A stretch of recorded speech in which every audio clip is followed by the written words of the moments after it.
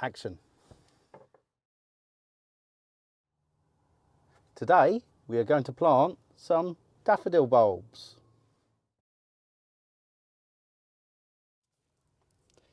Here I have some daffodil bulbs, or Narcissi is their botanical name.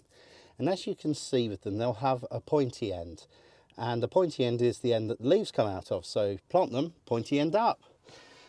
Now what I'm going to do is plant them into a pot, but it's the same as if you were planting it in the ground.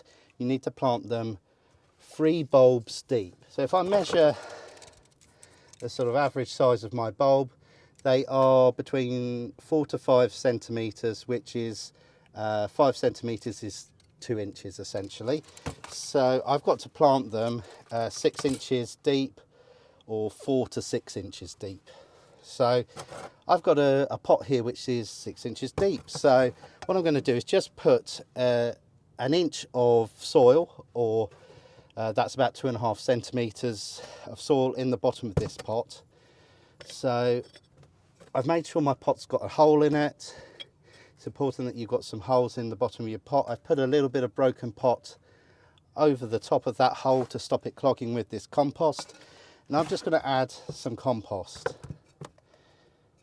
And I need to make sure that I've still got a minimum of 4 inches to the top there, which I have. And I'm just going to do that to firm it down, and I can gently firm it like that. Now I can put my bulbs in. So I'm going to just place my bulbs onto the ground like that.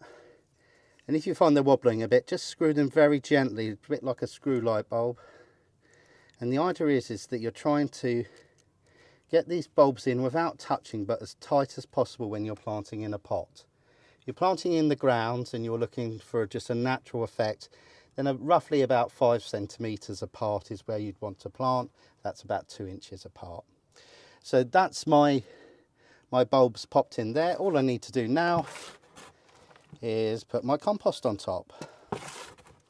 And the compost you can use proper bulb fibre, which you can buy in the garden centres, or a good fibrous peat-free compost would be my other recommendation. This is my own planting mix that I've made up here. And then all you do is generally, I fill it up to the top level, and then you can gently press down with your hand, very gently. You don't want to damage the bulbs underneath, but that's just making sure that all the bulbs are in contact with the compost.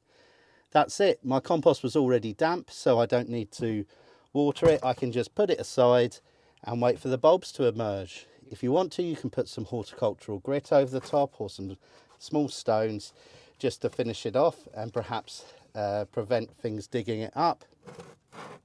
Or if you've got a big squirrel or rodent problem, you can put some chicken wire over the top, some chicken mesh, just to stop them digging up the bulbs there. Just label, keep the soil just moist but not soaking wet, and that's all you need to do. Cut.